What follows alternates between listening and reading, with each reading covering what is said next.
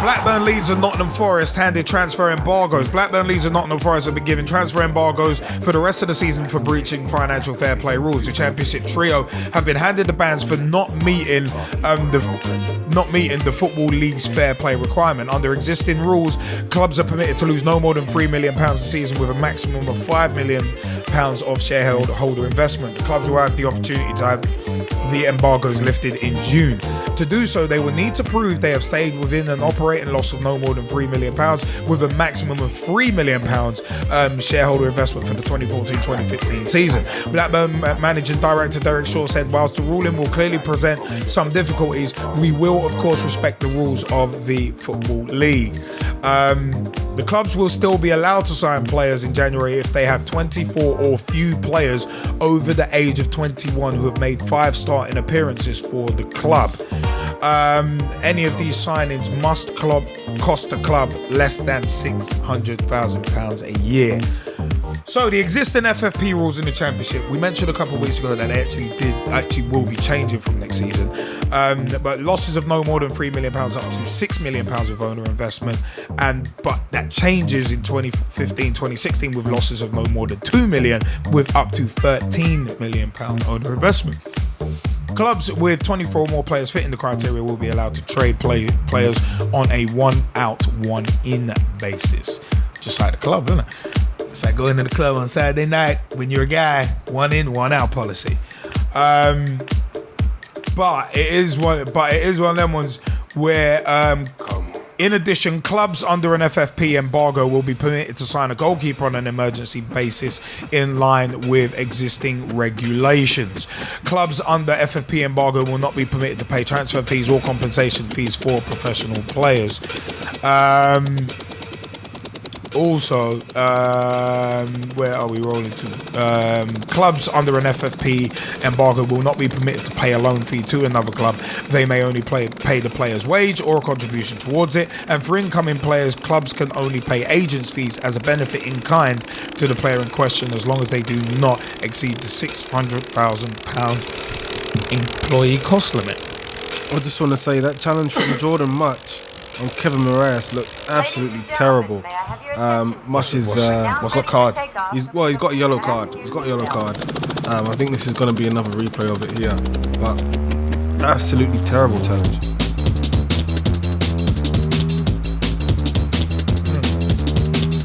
Quite say too tough, but you know what? No, this replay will show it a bit better. Wait, no, that's the Barkley. That's the Barkley foul. But no, what I was talking about with that particular challenge, Moraes is in a heat.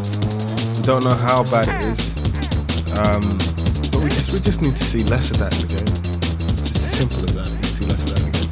But anyway, back to the stories. Yeah, I mean, it's a case of Blackburn, Leeds and Forest being handed transfer embargoes. Good. The Football League. Here it is. Here's the replay. The Football League. Ooh, that did not look good. No. The Football League are taking FFP seriously, and I wish the Premier League would bring it in and take it seriously as well. I wish that UEFA and Europa would follow up with that as well, to be honest. I don't know why, for example, they're not doing it, why it's not being included, over in CONCACAF as well, for example, over in Africa, over in Oceania. Why is it not being done there? Those are my questions.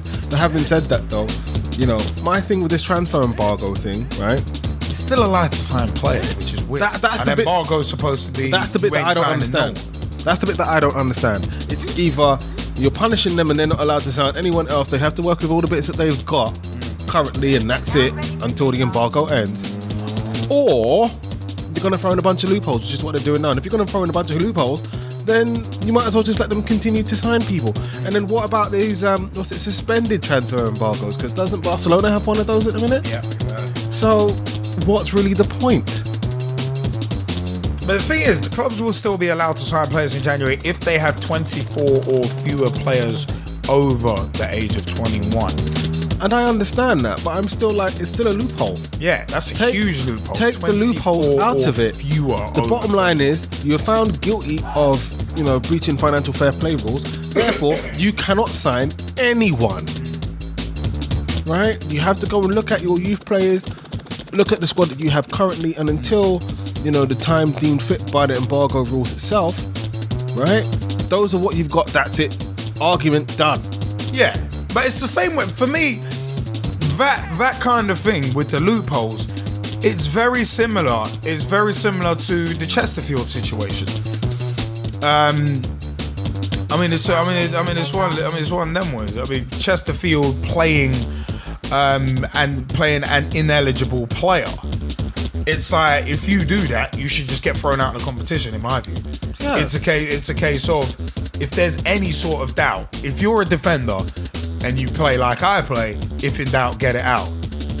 If you're in any doubt, don't play it. Pure and simple. Yeah. I mean, my thing is this, kick them out of the competition. Yeah, right? And let K-Dons take their place. The other thing as well, right, I would even go and look to further the punishment somehow, because you know what that is? That is negligence on part of the administrators at the club as well. So shouldn't there be some sort of fine? No, of course, because imagine him being ineligible and then him getting injured. Then what? Yeah. You got a potential legal minefield. This is it. So it's like, look, if you're going to take the risk of fielding an ineligible player, then I'm sorry, but the club has to pay the price. The price is you're out of the competition. The price is you're going to be deducted a certain amount of points if it happens to be in the league. Those kinds of things. Simple as. Now, as you normally say, these clubs need to be punished uniformly and in a draconian fashion. It's as simple as that. But anything the punishments else are not uniform. Anything else is not happening to support what they're trying to achieve. It's as simple as that. I mean, it's one of them ones. I mean, Leeds have been kind of the running joke this season anyway. Haven't they been the running joke for the last few seasons? Yeah, pretty much. In that, we would say to Russ, yeah, but look at your team. And that would be the end of the whole conversation. Yeah. Sorry, Russ, but it's one of them ones. They're having the troubles. They're having the troubles with, obviously, the Chileno thing. Yeah. Because didn't he... Which he shouldn't have even been allowed to take over the club. It was contested that he was a right and bit proper person. Then he was accepted as a right and bit proper person. And now he's been rejected. How does this process even work? Either you are or you aren't done. Yeah. Romeo's done. Literally. But it's one of them. But the fact is, Leeds have got enough problems on their plate at the moment anyway. But these transfer embargoes for breaching the rules. I mean, yeah, you breach the rules, ye shall be punished. But as we've said before, it has to be on a consistent basis. The Chesterfield thing doesn't seem consistent to me. So, no, it's not. It's not. A weird one. It's all very inconsistent. As we're just about to play the last few moments of injury time at Goodison Park, Everton still lead 3-1. So as I say, this one very much done and dusted. Bobby Zamora's got only consolation, and you know what? Congratulations to Everton. I know full time hasn't gone yet, but this isn't going to change significantly between now and full time. No, definitely. I mean, if any of our Skypers want to jump in on the Chesterfield point and also the Leeds, Forest and Blackburn being handed the transfer embargoes. Jamie Bailey, have at it. Exactly what I was talking about earlier. That's why we wanted you to hold that thought. Yep. As far as I'm concerned, you can find a whole bunch of players in your youth talent. You don't have an under 21 squad for no reason. You don't have an under 18 squad for no reason. So therefore, why do you have to go and spend big just to find talent? That simple. Everybody said to Wayne Rooney he was going to be the next person, the next big star.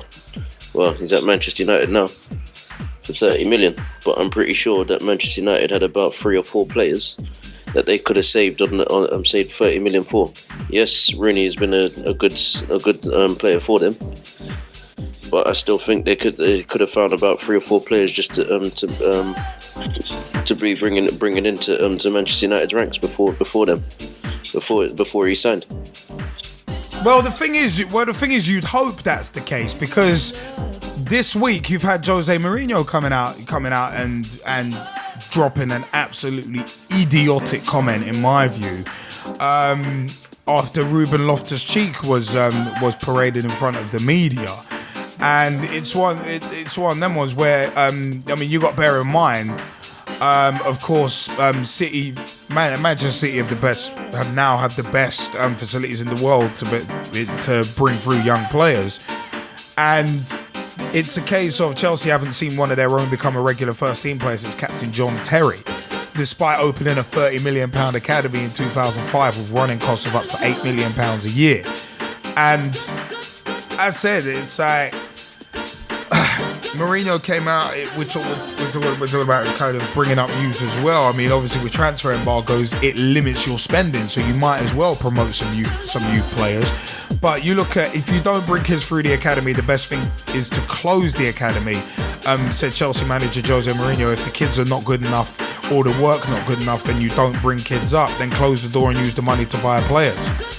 And you need to prove the academy works well and is worth it. It is only possible if the first team manager stays for a long time, which in this club in the last 10 years was not possible. Now I'm trying to format Ruben and other Rubens in relation to my ideas to his position. Imagine next week there's a different first team manager with different ideas. Some product, almost an added product, becomes an empty product and you start everything again.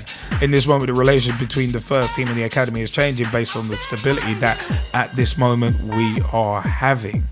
Now, you know what, yeah? Chelsea and stability are two words that don't go together anymore. No, they don't. But you know what? I'm going to have to cut you midstream here. And the reason why I do that, I think it's quite interesting that he raises that point, because I think the only, academy player that Chelsea have at the minute that's playing regularly is, John Terry? Yeah.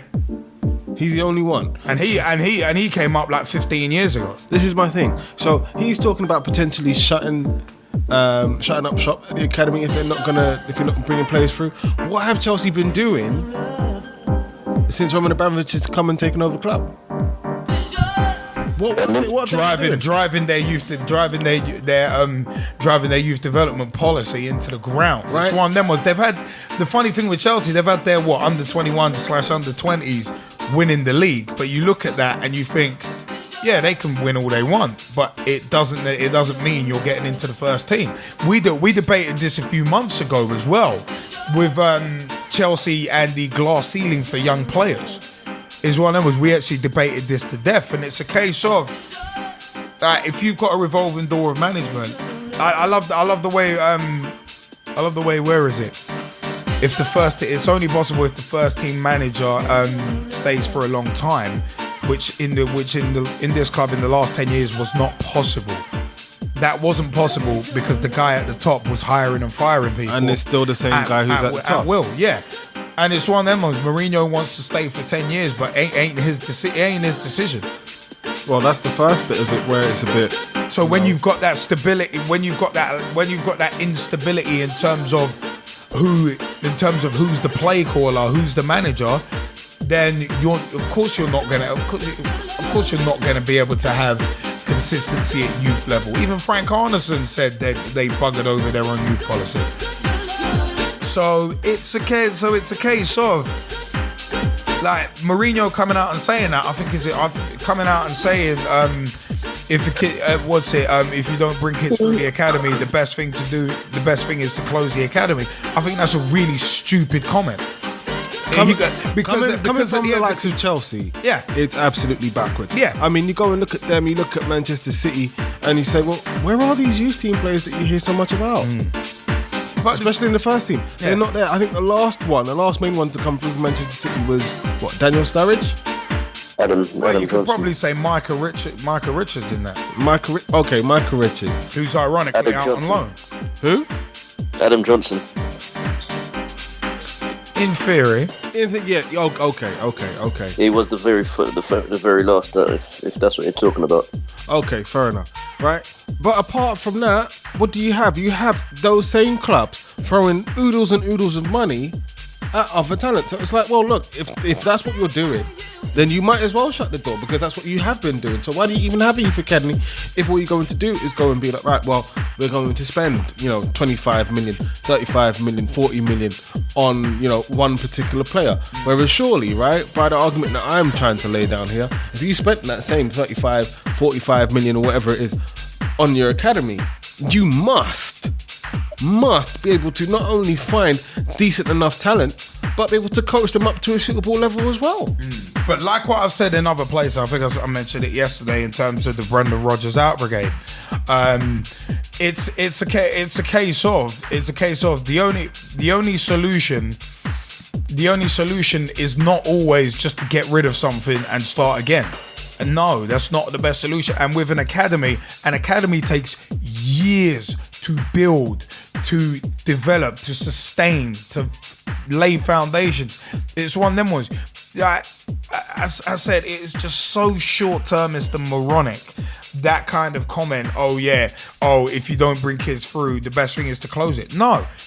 If you're not bringing kids through, the best thing is to look at why you're not bringing through and try and sort out and remedy the problem, not just cut it off like a cancer and be done with it. That is such a short-termist way of thinking about things.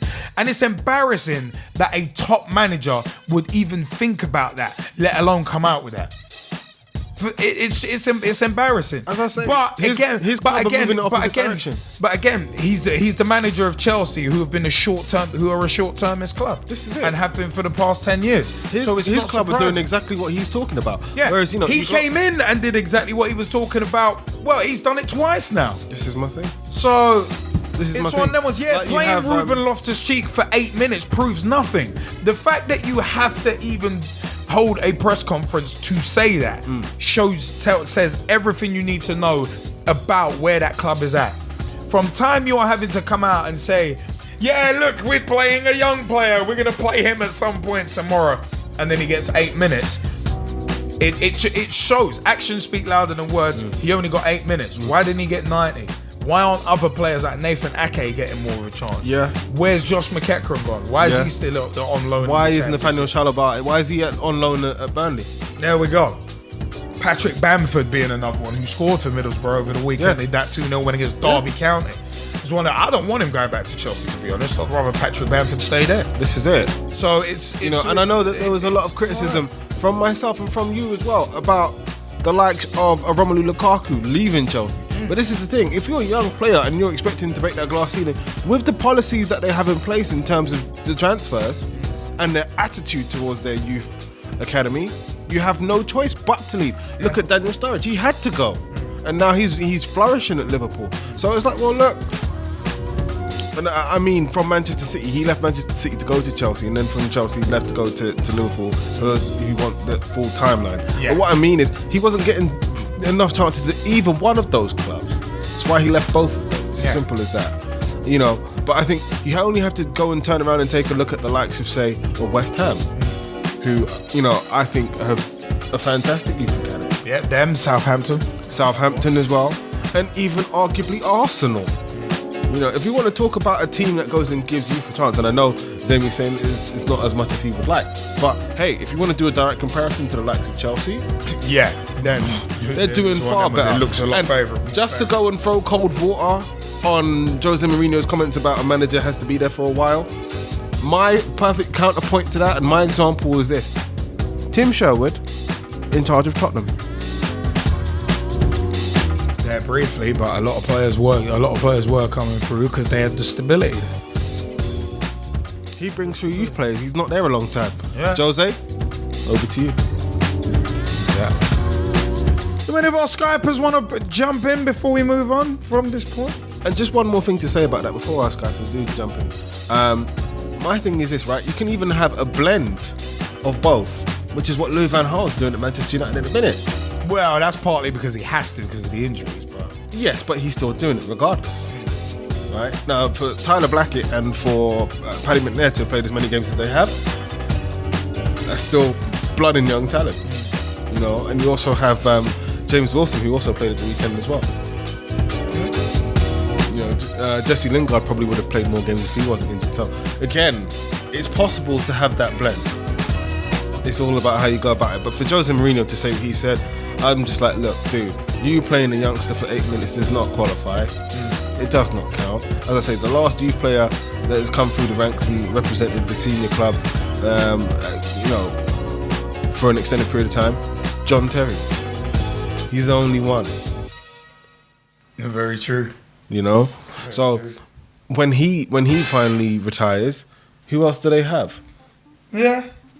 As far as I can see, no one. Not unless, as I say, these young players that as you say, have gone out, played all of these under 18s, under 21 tournaments, done very, very well, unless they actually started to play for Chelsea rather than, leaving the club. It's as simple as that. I mean, see, this is the thing that actually does. And isn't Van Aanholt one of their boys as well? Yeah, out of Vitesse Arnhem, man. So it's Vitesse Arnhem, aka Chelsea FC's feeder club. So it's like, well, look, I just think things like that, Jose Mourinho, honestly, let's not talk about it unless your team is actually doing something to back it up. Exactly. Rather than actually proving the point of, well, maybe you should close your academy. Just saying is all. I mean, as said, closing an academy is not a solution. That should be a final solution. But if you're not, but as I said, if you're not bringing talent through, then you've got to look at why. Don't just close up the academy, because then you won't learn. If you don't look at why something is broken, you will never learn how to fix it. If you don't look at why something is wrong, you will never ever know or gain the knowledge as to why something is wrong. If you're punished for something, you find out that it's wrong, but you learn. You've got to learn from it. But a lot of football fans, like I said earlier, a lot of football fans, short-termists, so don't want to do it. A lot of chairmen, short-termists. The game itself, on a general basis, pretty short-termist. Yeah. The way people go on, and unscrupulous as well. So I think, right, that's what frustrates me. I think the media attention on the top leagues, apart from, say, for example, in Germany and in Holland, those are my two exceptions personally. But the attention on top leagues means that, clubs kind of have to keep signing big players. Otherwise, there's no real reason to watch. We've got next week's show. There's been a very interesting thing that's come up this week that's going to be changed with the next TV deal. Yeah. We're going to go over that at length next week. I know you're going to go with that as well. But having said that, though, I think that's also part of the counterbalance against the young players coming through. In that most average fans, I'm not talking about your diehard and following football for years. I'm talking about, these casual fans that happen to top up all the viewing numbers, right? Those fans, they just want to see big names. Yeah. They want to see players that, are known outside of the sport. Whereas, most youngsters, where are they? Most people haven't heard of them.